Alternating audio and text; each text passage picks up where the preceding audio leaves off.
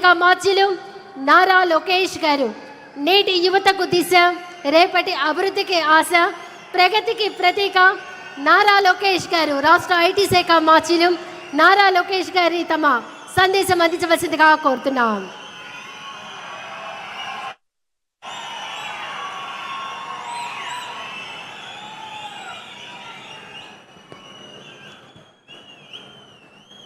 ఓం నమో వెంకటేశాయ. ఓం నమో వెంకటేశాయ. ఓం నమో వెంకటేశాయ. గౌరవ ముఖ్యమంత్రి శ్రీ నారా చంద్రబాబు నాయుడు గారికి, సినిమాలో పవర్ స్టార్, రాజకీయాల్లో జనసేనాని, ఎక్కడ తగ్గాలో తెలుసు, ఎక్కడ నెగ్గాలో కూడా తెలుసు. నాకు సొంత అన్న లేని లోటు తీర్చిన నా పవనన్నకి, బీజేపీ రాష్ట్ర అధ్యక్షులు మాధవ్ గారికి, Telugu Desam party, Bharatiya Janata party, Janasena party శాసనసభ్యులకు, ఎంపీలకు, కార్యకర్తలకు, ప్రజలందరికీ నా హృదయపూర్వక నమస్కారాలు. కలియుగ దైవ సాక్షిగా ప్రజాప్రభుత్వం 2 ఏళ్ల పాలన పూర్తి చేసుకుంటాం జరిగింది. ప్రజాప్రభుత్వ అధికారులు వచ్చిన తర్వాత ప్రశాంతత వచ్చింది. ఇప్పుడే సహచరం మంత్రి అచ్చెన్నాయుడు గారు ఒక మాట అన్నారు. ప్రజాప్రభుత్వం వచ్చిన 2 ఏళ్లలోనే ప్రజలకి స్వాతంత్రం వచ్చిందని. మనందరం చూస్తున్నాం. జేసీబీలు లేవు, దాడులు లేవు, హత్యలు లేవు, అంతెందుకు బూతులు కూడా లేవు. ఈరోజు నాకు ఇప్పుడు కూడా బాగా గుర్తు, యువగలం పాదయాత్రలో ఇదే చంద్రగిరి గడ్డపై మీటింగ్ పెట్టా.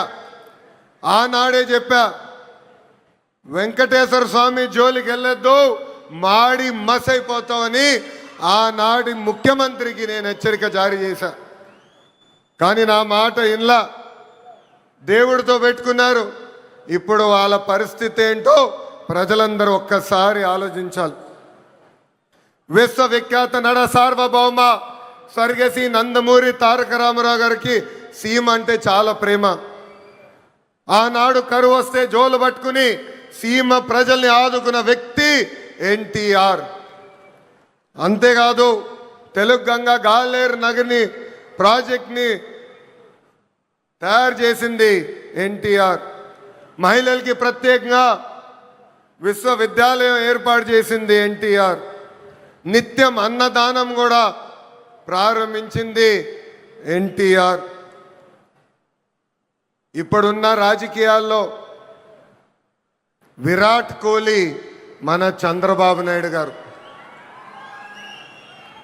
అవతల వైపు బౌలర్లు మాడుతూ ఉంటారు, కానీ బ్యాట్స్మెన్ ఓన్లీ వన్, అది మన చంద్రబాబు నాయుడు గారు.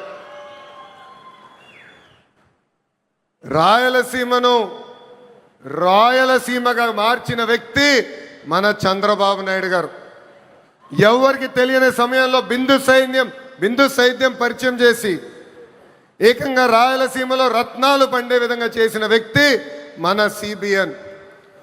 హంద్రినివా సుజలా స్రవంతి ప్రాజెక్ట్ని పూర్తి చేసి చివరి నియోజకవర్గం కుప్పానికి నీరు తీసుకెళ్లిన వ్యక్తి మన సిబిఎన్. అంతెందుకు, పులివెందల కూడా నీరిచ్చిన గొప్ప వ్యక్తి మన చంద్రబాబు నాయుడు గారు. ఇప్పుడు ఏకంగా 1,00,000 కోట్ల పెట్టుబడితో మిషన్ రాయలసీమ కూడా ప్రారంభించబోయే వ్యక్తి మన ముఖ్యమంత్రి చంద్రబాబు నాయుడు గారు.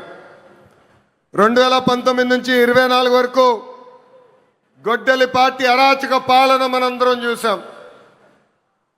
వాళ్ళ చెల్లికి అన్యాయం చేయొద్దని అడిగిన బీసీ బిడ్డ అమర్నాథ్ గౌడ్ పైన పెట్రోల్ పోసి ఎలా తగలబెట్టారో మన కల్లారా చూసాం.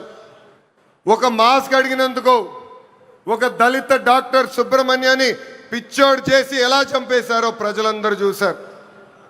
సొంత డ్రైవర్ సుబ్రహ్మణ్యాన్ని ఏకంగా గంజాయి మత్తులో చంపేసిన వాళ్ళ ఎమ్మెల్సీని మనందరం చూసాం. నంద్యాల నియోజకవర్గంలో ఒక మైనారిటీ కుటుంబాన్ని వేధిస్తున్నారు, ఈ వేధింపులు మేము తట్టుకోలేమని ఆత్మహత్య చేసుకునే పరిస్థితి మనందరం చూసాం. వైకాపా నాయకుల కూతురు కన్నా వాళ్ళ కూతురికి ఎక్కువ మార్కులు వస్తున్నాయని ఆ కుటుంబాన్ని వేధిస్తే ఆ వేధింపులు నేను చూడలేను, తట్టుకోలేనని ఆత్మహత్య చేసుకున్న మిస్బాని మనందరం చూస్తాం కూడా జరిగింది. ఆనాడు అన్నారు తెలుగుదేశం పార్టీ జెండా లేకుండా చేస్తామన్నారు, ప్రజలే ఈరోజు వాళ్ళ జెండా పీకేస్తాం జరిగింది. వై నాట్ 175 అని చెప్తే ఏకంగా టీమ్ 11 ప్రజలు వాళ్ళకి తీర్పిస్తాం కూడా జరిగింది.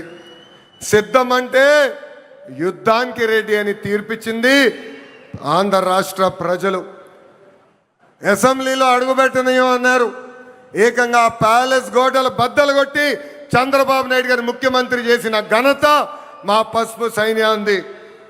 ఇప్పుడు రపరప అంటున్నారు.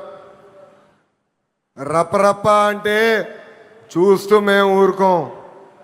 ఎర్ర బుక్కు దాని పని చేసుకుంటూ వెళ్తుందని ఈ సభాముఖంగా ఆ కుర్ర బ్యాచ్కి నేను హెచ్చరిక జారీ చేస్తున్నా. ప్రజాప్రభుత్వం 2 ఏళ్ల పాలనలో సుపరిపాలన అందించాం. అన్ని చేశామని కాలు రెగరేసుకుని మేము తిరగట్లేదు. కానీ ఎన్ని ఆర్థిక ఇబ్బందులున్నా ఇచ్చిన హామీలు ఒక పద్ధతి ప్రకారం నిలబెట్టుకుంటూ వెళ్తున్నాం. ఎవరు ఊహించిన విధంగా అధికారంలోకి వచ్చిన వెంటనే 4,000 రూపాయలు వృద్ధులకి పెన్షన్ ఇస్తున్నాం.